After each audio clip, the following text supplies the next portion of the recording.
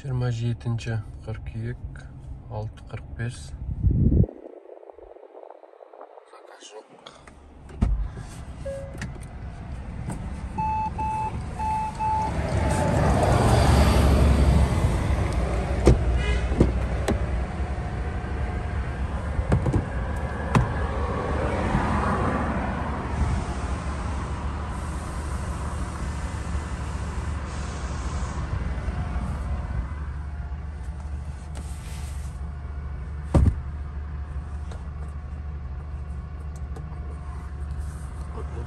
Түсті. Зарядное устройство бар. Светло бар. Су бар.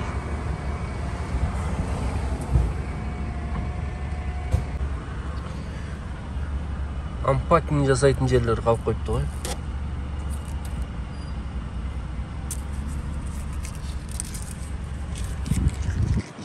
Бортовой номер. Алсын Транс. Кішкене әлі күн жарық емес, әлі күн шыққан жоқ. Дайын машинамыз. Сағат 7-ден 3 минут кетті. Бірінші тапсырыс түсті маған. Келінді басайық. Без коэффициента, без ничего. 8-4 км. Примерно 1800-1700 аралығында шығады. 19 минут дейді. Мен қазір екінші заказға келіп тұрмын. Синий зона 1710 теңге. Мынау бағанағы заказым. 1700 бен 800-дің арасы шығады деп едім ғой. Әке осылай шықты.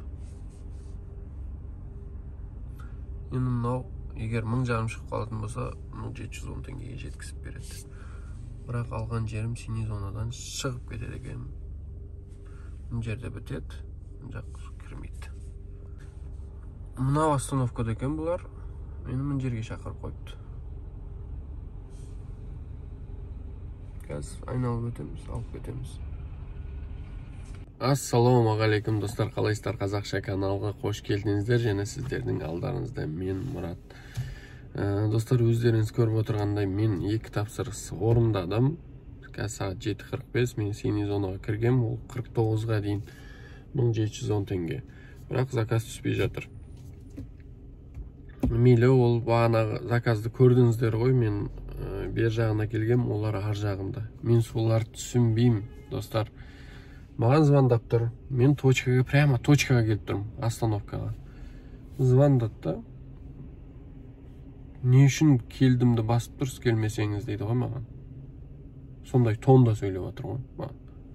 Айтады, мы остановка стоим, где вы стоите?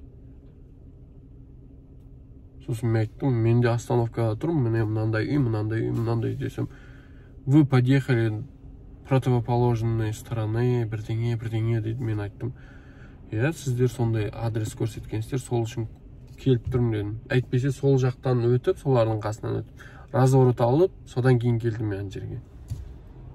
Өздер қате белгілеген, еще маған сөйлеп тұрғанын айтам да. Комфорт плюста 1690 теңге алып келдім. Синий зона 20 теңге қосып берді. Олар айтады маған, мын жағына келіңіз дейді. Кішкене тілді дұрыстауға болмай ма?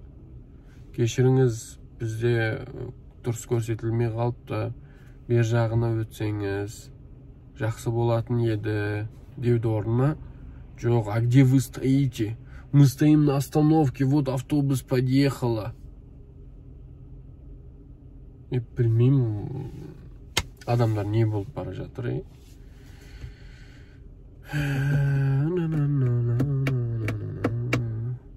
Айтпақшы, мені Яндекс алдады ғой. Кеше мен сағат кешкі 10-11 кезінде Ритц-Карлтон дейді. Ритц-Карлтонға барғым келіп тұрған жоқ. Себебі пробка. Неге осылай? Сағат 7:47 қазір пробка болып кетеді, ол жақ бармаймыз. Ол Яндекс мені алдағаны сағат кеше 11 кезінде қарағанда бүгін таңертеңге 2160 теңгелік синий зона бар деген. Сағат 7-ден 7:29-ға дейін ба. Әйтеуір сондай нелері бар еді. Точно есімде 2160 теңгелік синий зона. Хорошо, үйге бардым, дем алдым, таңертең ерте шығып, душқа түсіп, шай ішпей шығып кеттім. Шығып, машинаны оталдырып, дайындап, машинаға қарап, линияға қоссам 1710 теңге деп тұр. Қалай болды ол? Мен түсінбедім. Яндекс, ты чё дуришь, деп кетейін ба? Бизнес тариф ба. Сондай заказ түсіп тұр қазір.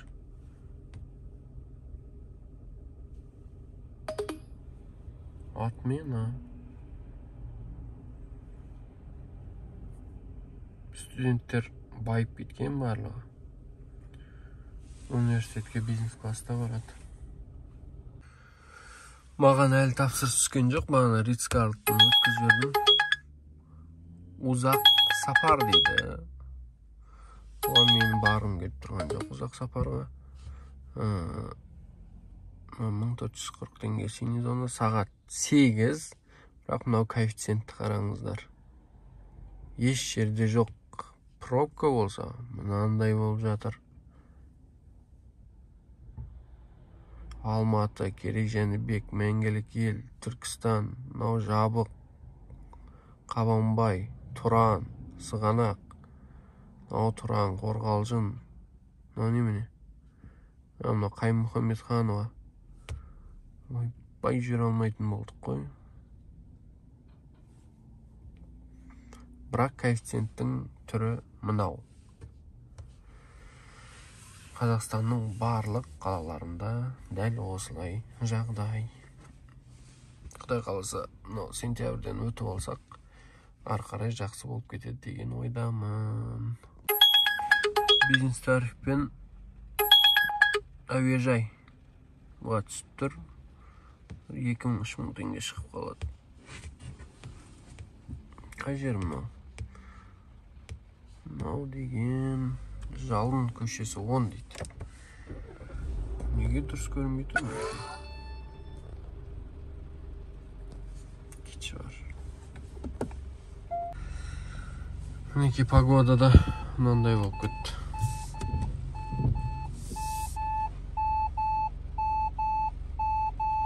Шиқылдай береді осылай бар ғой.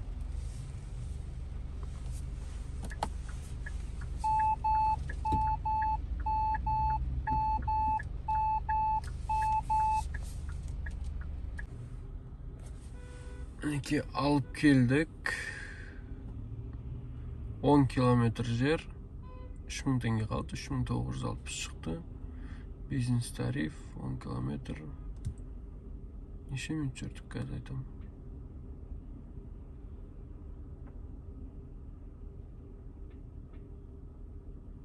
14 минут жол жүрдік па? Сондай примерно. 15 минут алып келдік қой максимум.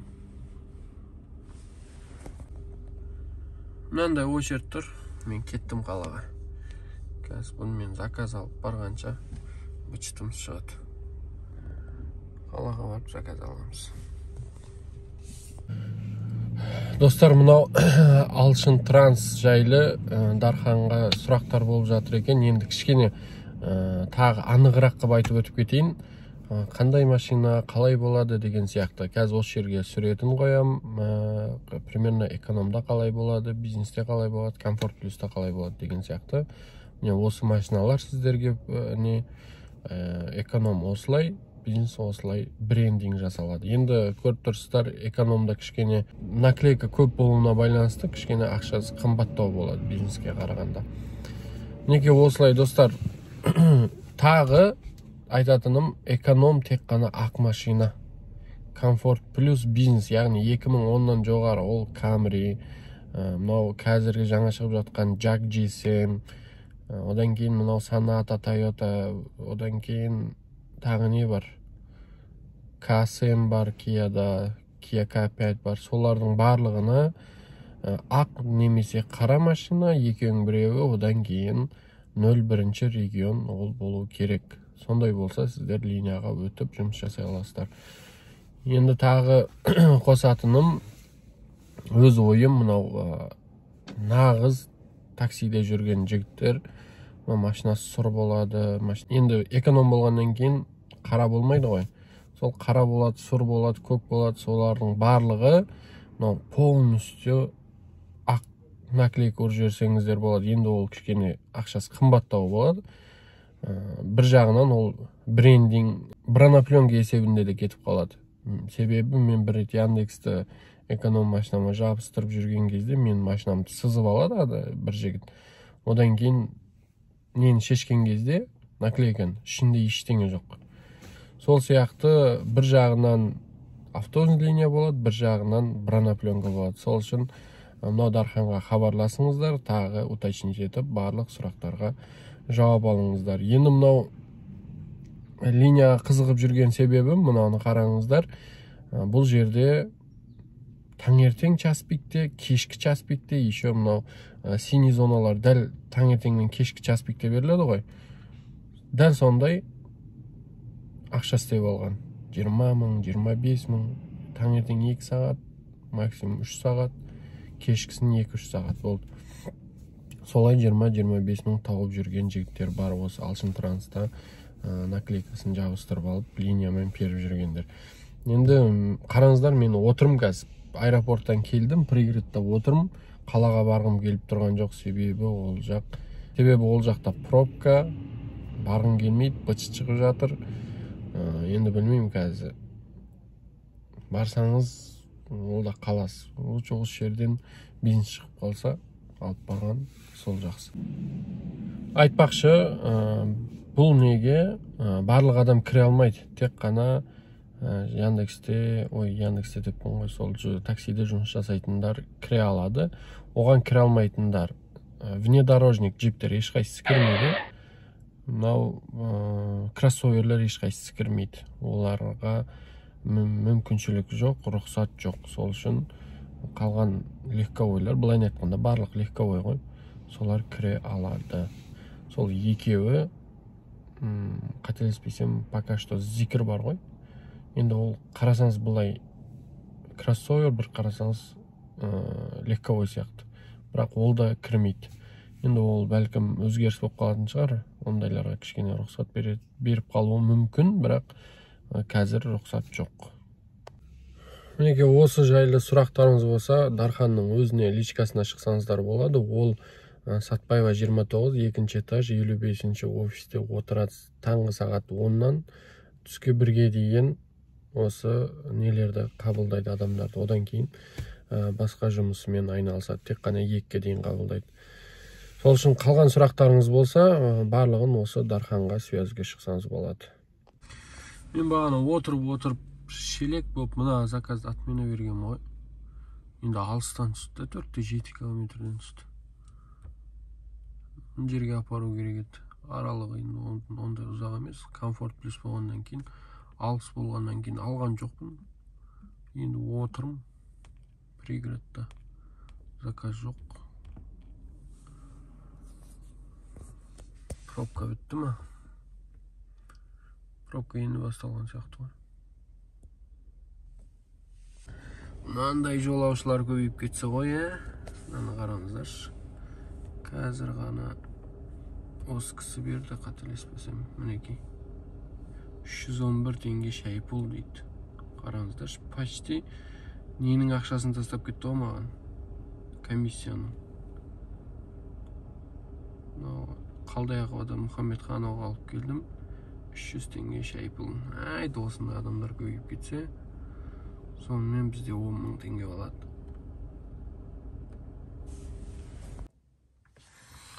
Сағат 2 болды.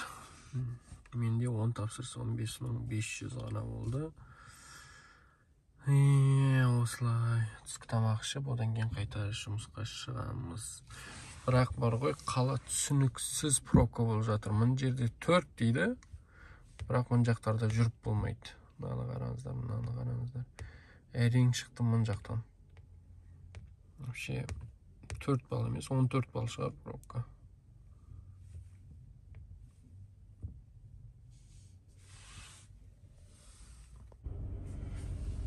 Достар, почти 1 сағат келдік бар ғой. Но рейтинг төмен адамды алуды қажет жоқ екен. Қалаған істедім, мынаны қараңыздаршы. То адрес өзгерді, то ан жерге кірді, то мын жерге кірді.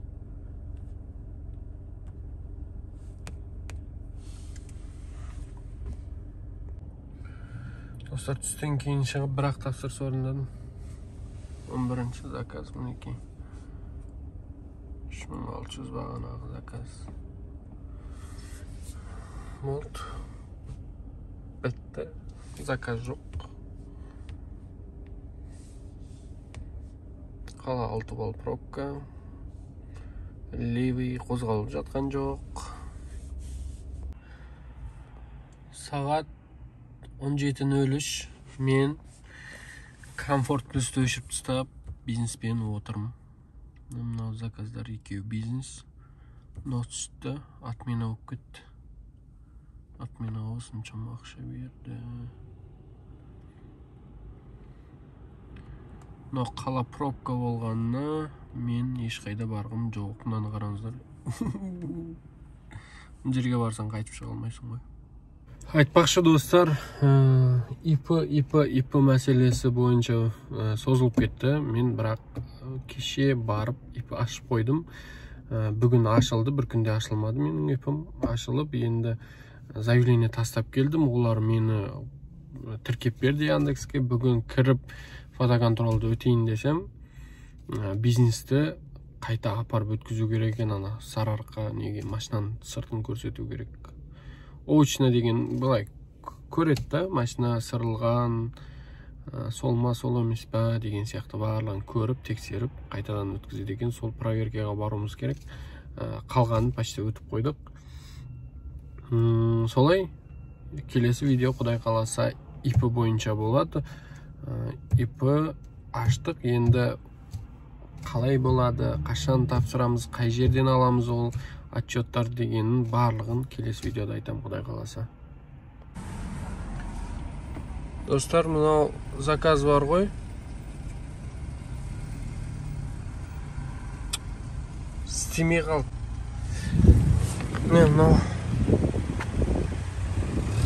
анау Саната, мынау Kia, мынау мен барлығымыз тас шақырған.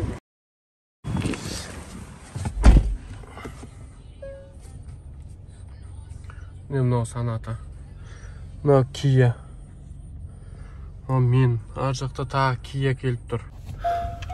Достар, осылай заказды отмена беріп жатыр бар ғой. Мал адамдар бар ғой, мал. Қазір 4-5 адам жинап алған. Барлығы. Ашыңыз. Аша беріңіз. Аша беріңіз деймін. Салам алейкум. Уағалейкум ассалам. Не? Че там, отмена ма? Отмена ма? 4 машина жинап алды дейді оны. Сол, үлгірмей қалдым да место басам деп. Оказывается, безналичный. Я тоже не успел, только хотел, блядь, отмену делать. Блядь. Нет, техподдержка жаздыңыз ба? Жоқ. Жазу керек. Қазір жазам, мен заказды алып қойып едім. Бекер алдым ба деп қалдым. Жазу керек техподдержка. Қазір жазам, аны жерге жетіп алайын.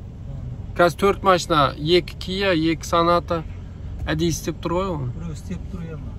Сол, жазып беріңдер еще номер телефонын берсін деп. Саната ма? Адрес қандай еді? Мынау, Шәкен Сейфуллин 11-2. Может быть, біреуімізге жазып беретін шығар. Все, хорошо. Сұрайсыз ғой сізде? Иә. Давайте.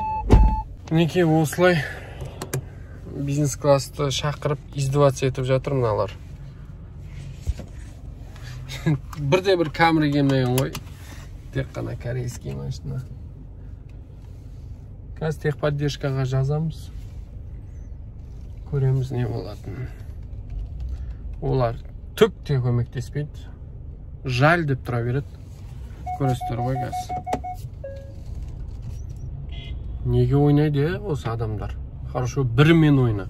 Заказ жасап көр қандай машина екенін. Все, ұнамаса отмена жасай сал. Мына жерде Kia K бірдеңе K8 ба кіріп кете жатыр. Ол да отмена болатын шығар қазір. Қазір поддержкаға жаздық. Издеваться етіп жатыр деп, ойнап жатыр деп білмейміз енді. Қазір 3-4 водитель жазсақ бірдеңе шығатын шығар. Қазір біз 4 машина шықтық. Kia K8 кіріп кетті. Қайтадан шығып келе жатыр, разворот алсам. Одан кейін ол әлі тағы шақырады. Сондайларды не істеуге болады, қалай табуға болады. Анау Яндекс көмектессеңіздерші осындай кезде. Ешқайсысы на месте баспаған. Біледі ғой бизнес класс келгеннен кейін на месте басатын. Соған өзінше болып тұр олар. Достар, мінекей Яндекске қазір ғана жаздым, мінекей. Здравствуйте, пассажир, вызвал несколько машин, в одно время 4 подъехало, сейчас тоже заезжает 2 деп жаздым да. Солай десем. Не дейді, мынау система заметила, что этот заказ был отменен, мынау не дейді, если человек часто отменяет заказ без причин, может потерять доступ к сервисам дейді. Сол жерде қанша 6 машинаға отмена берді. Маған жазып тұрған сообщениесі мынандай. Сендерге Яндекске көрініп тұр ма? Осы емес, негізі басқа салсақ сендерге. Достар, сағат қазір 9 болды. Мен тапсырыстарды орындадым. 1-2 бизнес түсті, бірақ қысқа бизнес түсті. Мейлі сонысына шүкір. Болды, бүгіндікке тоқтатамыз. Ертең таңертең ерте шығамыз. Қандайда менде бір күш жет түспей жатыр. Білмеймін не үшін екен. Құдай қаласа ертеңнен бастап барлығы жақсы болып кететін шығар. 16 тапсырысымыз 25 000 болды. Одан кейін мен 120 км ғана жол жүрдім бүгіндікке. Жақсы, жаман емес. Көп емес. Білмеймін енді қалтамызға тағы 20 000 қалады ғой, құдай қаласа бүгін. Солай мінекей достар. Мынау заказ отмена болды. Анау болды, мынау болды, сонымен нерв бычыты шықты. Мейлі, көрдіңіздер ғой, Яндекс водительдерге қаншалықты көмек көрсететін. Өте жақсы. Мынау ғой Яндекске. Негізі басқа саусақ, білесіздер ғой. Жақсы, келесі видеоларда кездескенше сау аман болыңыздар. Рахмет барлықтарыңызға.